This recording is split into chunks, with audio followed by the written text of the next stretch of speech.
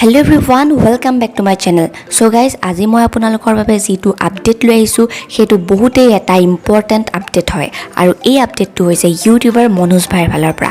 আপোনালোকে সকলোৱে মনোজ ভাই চিনি পায়। তেওঁৰ দুটাকৈ চেনেল আছে, এটা হৈছে মনোজ ভাই আৰু আনটোৰ নাম হৈছে আকো মনোজ ভাই।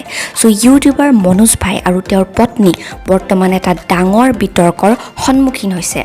আটাইতকৈ ডাঙৰ কথাটো হ'ল যে তেওঁলোক দুয়োজন যাবলগীয়া হ'ব পাৰে জেললৈ।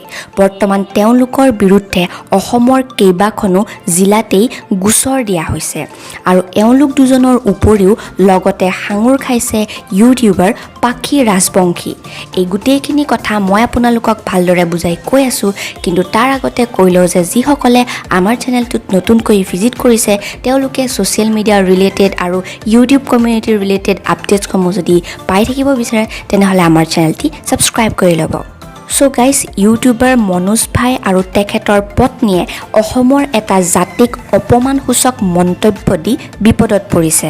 দুদিনমানৰ আগতে মনোজ ভাইৰ চেনেল আকৌ মনোজ ভাইত এটা ভিডিঅ' আপলোড কৰা হৈছিল য'ত পাখি ৰাজবংশীকো দেখা পোৱা গৈছিল আৰু তাতেই অসমৰ কৈবৰ্তসকলক লক্ষ্য কৰি এটা অপমানসূচক মন্তব্য মনোজ ভাইৰ পত্নীগৰাকীয়ে দিছিল আৰু সেইবাবে অসমৰ কৈবৰ্ত লোকসকলে এই কথাষাৰ অলপো ভাল পোৱা নাই আৰু তেওঁলোকে মনোজ ভাই আৰু তেখেতৰ পত্নীক ৰাজহুৱাভাৱে ক্ষমা খুজিবলৈ কৈছে আৰু লগতে দুটামান চৰ্তও দিছে। সেই চৰ্তকেইটা হৈছে লখিমপুৰলৈ আহি ৰাজহুৱাকৈ ক্ষমা খুজিব লাগিব, ৰাজহুৱাকৈ ক্ষমা খোজা ভিডিঅ' আপোনাৰ চেনেলত প্ৰচাৰ কৰিব লাগিব, কৈবৰ্ত জনগোষ্ঠীৰ ওপৰত ভিডিঅ' বনাই আপোনাৰ চেনেলত প্ৰচাৰ কৰিব লাগিব। আৰু বৰ্তমান বাৰু মনোজ ভাই আৰু তেখেতৰ পত্নীয়ে ক্ষমা খুজিছে আৰু ক্ষমা খোজাৰ ভিডিঅ' তেওঁলোকৰ চেনেলত আপলোডো কৰিছে। যদি আপোনালোকে চাব বিচাৰে তেনেহ'লে মই ডেছক্ৰিপশ্যন বক্সত লিংকটো দি দিম, তাৰ পৰা আপোনালোকে চাই ল'ব পাৰিব।